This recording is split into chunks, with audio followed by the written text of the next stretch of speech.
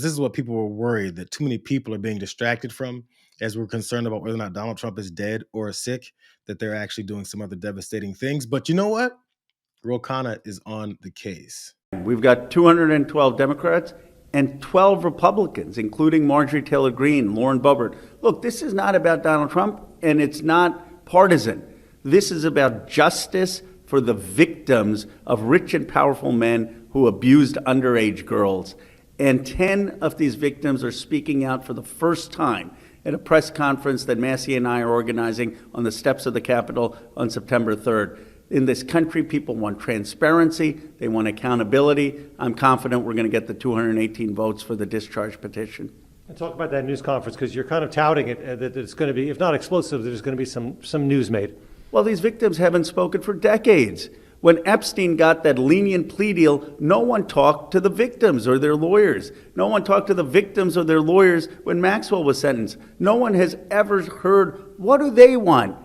And my belief is when the American people actually hear the victims for the first time, they are going to sympathize, their hearts are going to be broken, and all the victims are saying is for closure, we need the Epstein files released. That there are a lot of other rich, powerful men, politicians, business leaders who have committed abuse and who have not been held accountable. That's what we're going to hear on September 3rd, and people are going to be outraged, and I don't see how after that the House can't vote for the release of these files. Representative Ro Khanna is back in session as Congress steps back in from its August recess, and he's got this petition ready to be signed, the thing that they were talking about before Mike Johnson ended the House and Congress session early so that they would have to stop talking about potentially releasing all the details of the Epstein files. The dance continues. Ro Khanna is not playing. He's asking for that today. And as you heard, tomorrow, he's ready to have up to 10 old Epstein and Ghislaine Maxwell victims speak about what it is they went through to force this vote so they can see more of this information. He's not done. I'm very confident it will. I spoke to Congressman Massie. You had us both on a few weeks ago.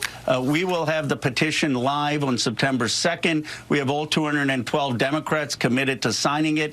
He has 12 Republicans. Only 6 of them have to sign it. What will be explosive is the September 3rd press conference that both of us are having with 10 Epstein victims, many who have never spoken out before. They're going to be on the steps of the Capitol. They will be telling their story, and they will be saying clearly to the American public that they want the release of the Epstein files for full closure on this matter. People are going to want to pay attention to this. Look, we just got the House back. No one's been talking to all these congressmen and senators for a solid month, a little bit longer, because as I pointed out, Mike Johnson said, let's get the hell out of town because this pressure is building on me having to do something to actually expose things in the Epstein files, which we know Donald Trump is all over, and he's been covering it up ever since he got back into office. So Thomas Massie is also who Ro Khanna mentioned is going to be a part about this. So here's Thomas Massie, and he posted this, again, this morning to talk about what's going on today and tomorrow. This is important. He says, I'm in D.C. and will file the discharge petition today, September 2nd at approximately 2 p.m.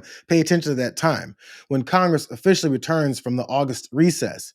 At that point, we can begin collecting the 218 signatures necessary to force a vote on binding legislation to release those damn Epstein files. I added the damn part, but Thomas Massie says they're releasing it at 2 o'clock, at 2 o'clock Eastern. There's a reason that I pointed out that this is going to go on at 2 o'clock because if you guys are watching this live, you guys just saw what I pointed out Donald Trump's schedule will be today after they hadn't seen him for a solid week.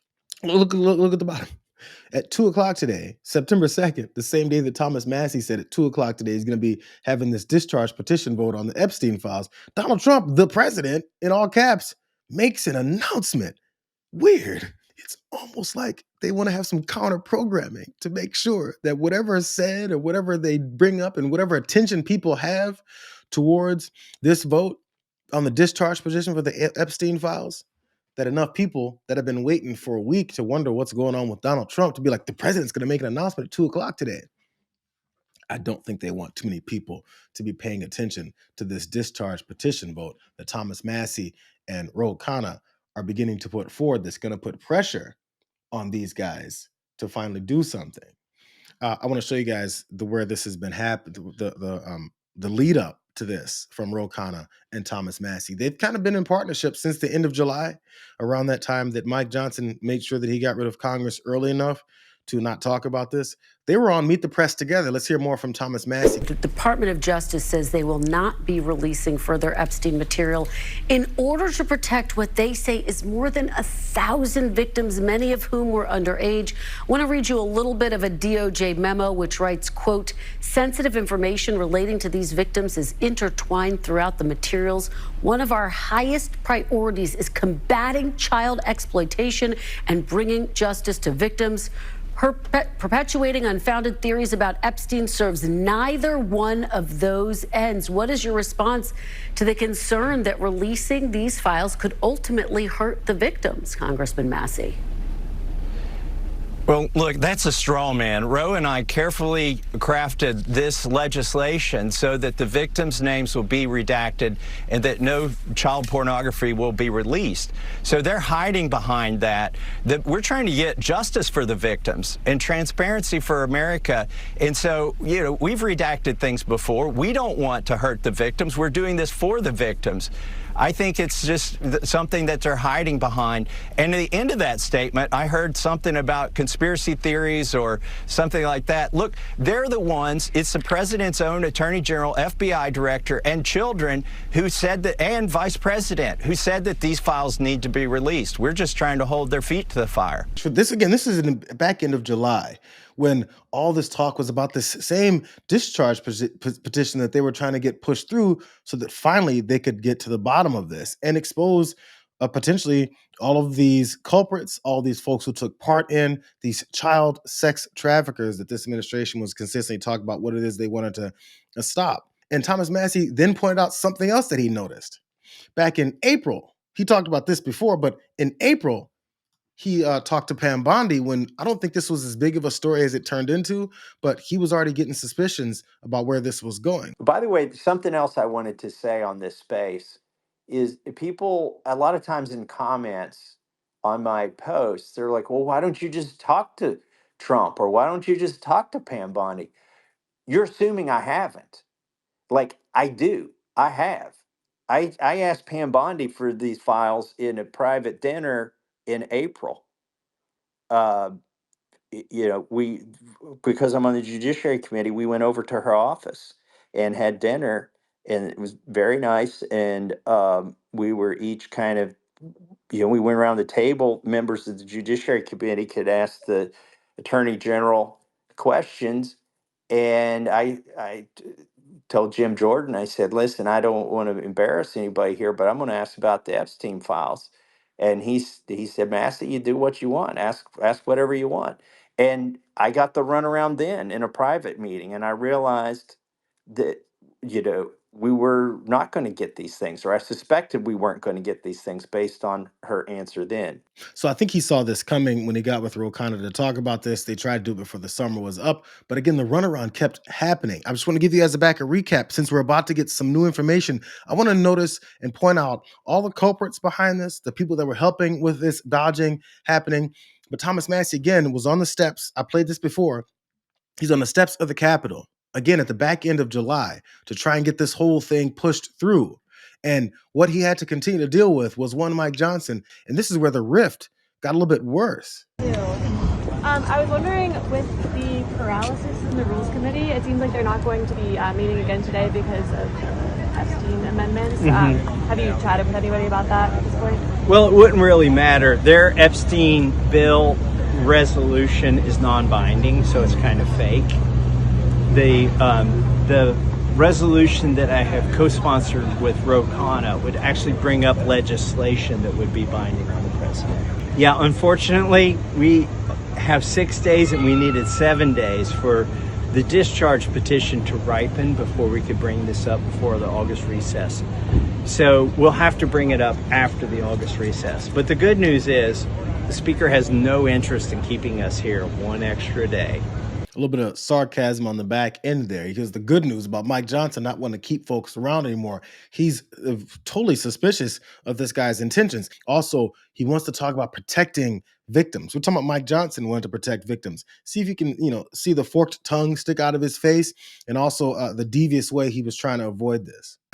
The Massie and the Khanna discharge petition does not have adequate protections. For example, in the way that it was drafted, they cite that they don't want child abuse, sex abuse information uncovered, but they cite the wrong provision of the federal code, and so it makes it unworkable. It requires the DOJ to release grand jury testimony. They are prohibited by law from doing so. So it is not the right approach. There is another approach out there. The House Republicans on the Rules Committee have a resolution that is well drafted, that is thoughtfully drafted by lawyers that would make this workable.